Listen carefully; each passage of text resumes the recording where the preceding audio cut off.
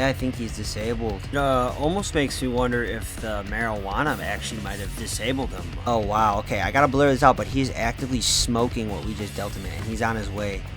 Most likely to crash in some sort of alley. Look at his eyes change. Now he is really zarded off of our product. What's going on, guys? It's Kirby's DS Daddy acting COO and head of media for Samurai Blood Clan, back with another video. Today, guys, I really was not planning on making this video at all, but my inbox is getting blown up with a request to give my commentary on this game that has just released. It is called Schedule 1, and after doing some research on this game, I found out that it's basically the equivalent of like Be a Drug Dealer Simulator. For those of you who have been following the channel know that the Samurai Blood Clan esports organization and myself, Kirby, acting COO and head of media for Samurai Blood Clan, have a hard stance against all drug-based things within the gaming world. This includes the multiple videos we've made covering drug-based skins in Call of Duty and how they have a negative impact on the younger player base that plays these games. But right here is a perfect example of if we normalize skins in Call of Duty, what it can snowball into. Now we have an entire game based upon using marijuana bong cigarettes, marijuanas, liquid meth. I thought it would be informative here to make a video on Schedule 1. I went ahead and purchased it, not because I want to support this game, simply because I want to play it for educational purposes and give my honest opinion. Without further ado, guys, let's just get right into the game and we'll go from there. Okay. Interesting. So we're waking up and already, okay, guys, little forewarning, anything drug paraphernalia related, I'm going to have to just blur out, just because I don't feel comfortable showing it, but I'll give you guys a vivid description of what I'm seeing. On my right here, as soon as I woke up out of this bed in a, pretty rundown RV, this is reminding me of the show Breaking Bad in a way, but I have 2 marijuana bong cigarette plants growing already in my RV. One is at full blossom, it looks like. Yeah, I mean, this is already off to a terrible start. I'm waking up and I'm seeing, you wake up, hey, here's some marijuana bong plant. I mean, it's hard to even give this game any slack when this is within the first 5 seconds, I'm already face to face with a marijuana bong plant.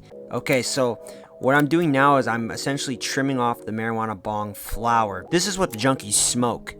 Contrary to popular opinion, it's not the typical leaf you see. It's the flower on here that the junkies are after.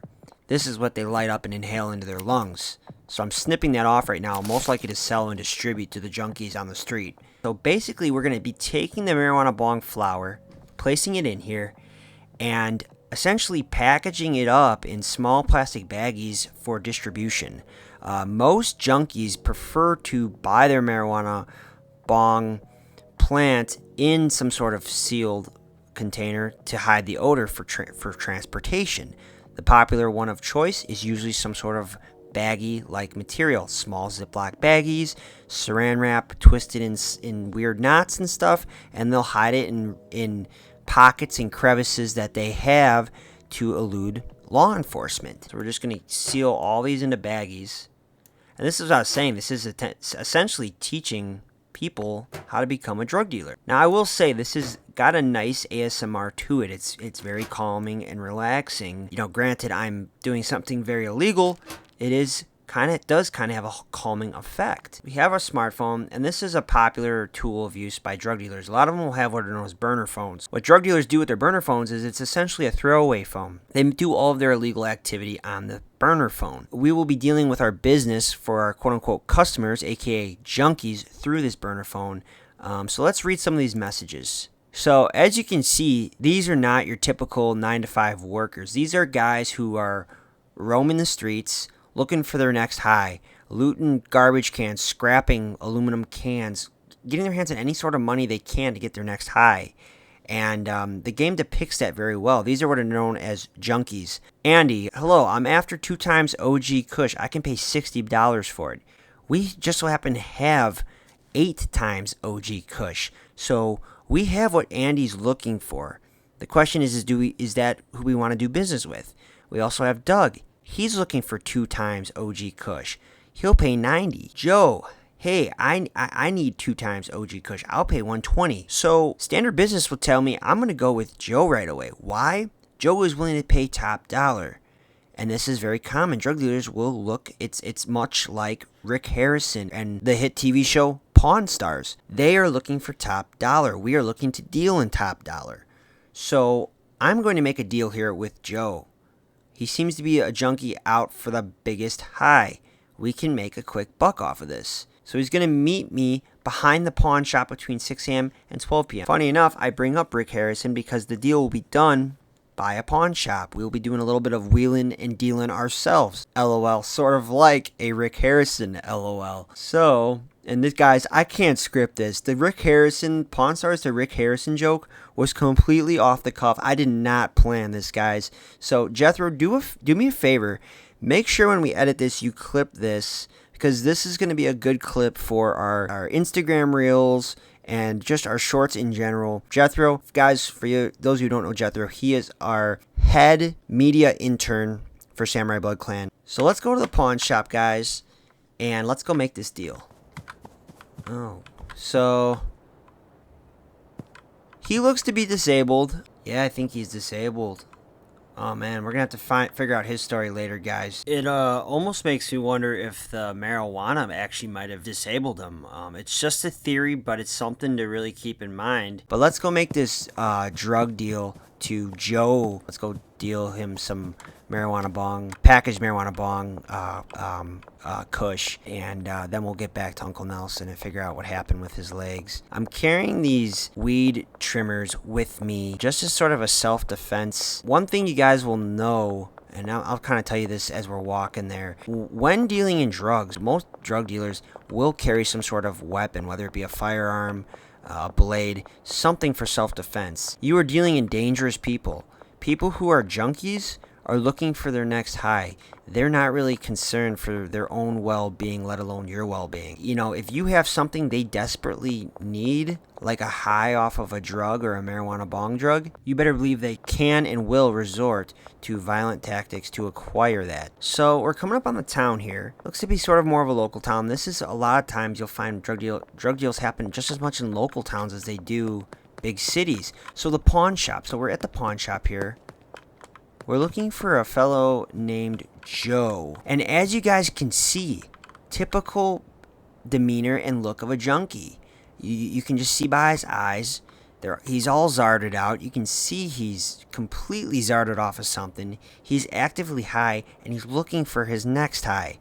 This is why this guy's willing to pay top dollar. So what we're going to do here is grab the OG Kush, and you can see here he has a relationship meter, so we can develop a relationship as a dealer with this guy. So if he's a good customer, we can keep him coming back. And we also have an addiction meter. This is how much can we get him hooked to come back. This is going to be huge when dealing in junkies. We are going to want to hook them more so we have repeat customers. So let's complete the deal here. He seems to be very satisfied. And, oh wow, okay, I gotta blur this out, but he's actively smoking what we just dealt him in, and he's on his way. Most likely to crash in some sort of alley and do what a lot of druggies refer to as tweak out.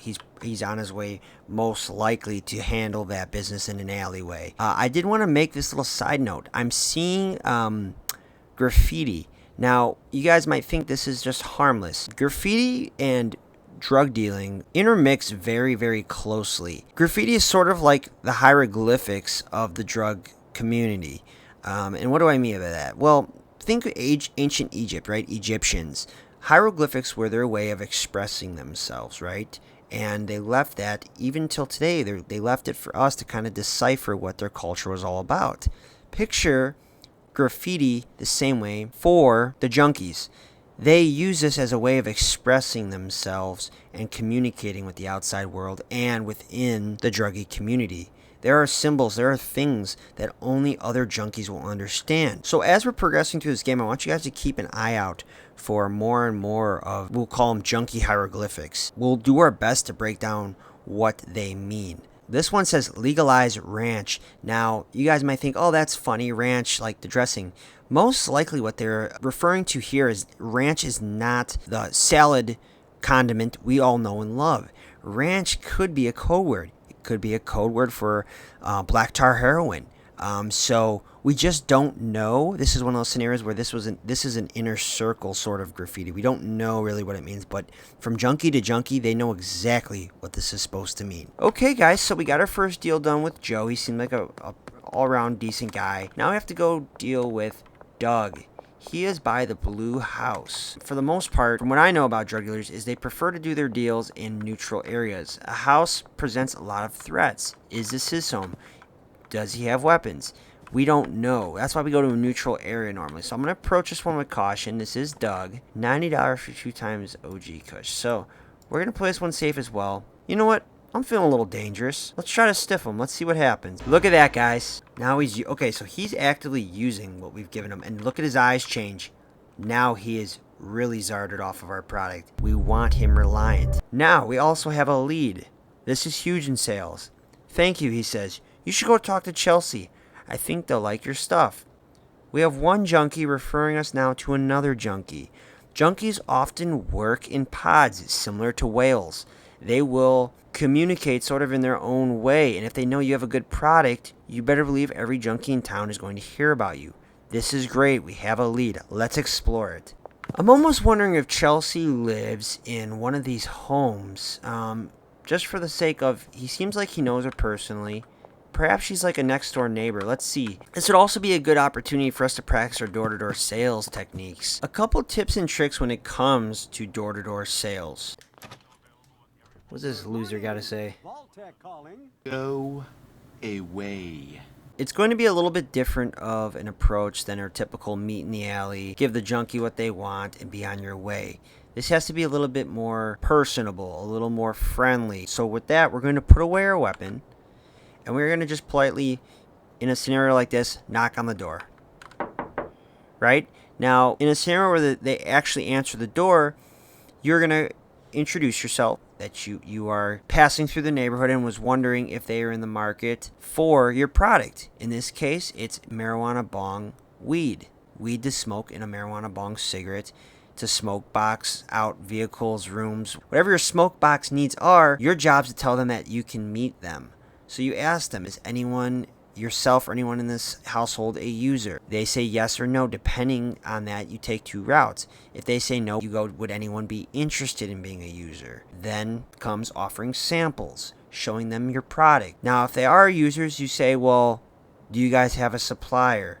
How is your supplier treating you? If they don't, say, well, I'm a new supplier in town. I was looking to make some connections. I just dealt Doug across the street from you. I encourage you to talk to him. I'm sure he has nothing but great things to say. Word of mouth, you guys will find in sales, is one of your best friends.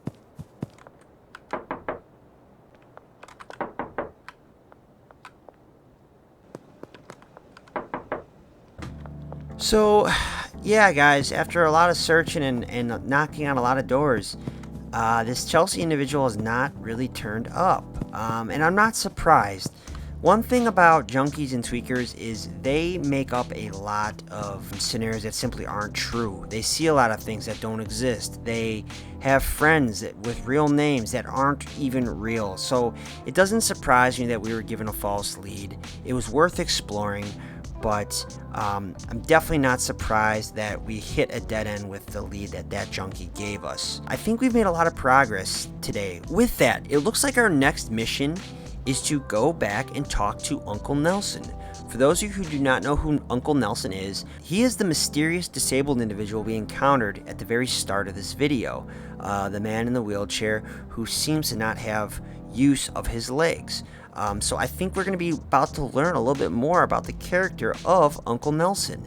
Now, with that, I am going to be ending the video here. If you guys would like to see a part 2 where we learn about this mysterious character of Uncle Nelson and continue to wheel and deal, make sure you guys hit that like and subscribe button. Let me know in the comment sections that you'd like to know more about Uncle Nelson, that you'd like to see more deals, and just to learn a little bit more about drug culture and how these junkies work. Yeah, this game is pretty much everything I thought it would be when it comes to romanticizing drug paraphernalia. It is essentially teaching the player how to become a successful drug dealer. This could be very dangerous if it gets in the hands of a younger generation. If your child were playing this game, would you feel comfortable him learning these techniques?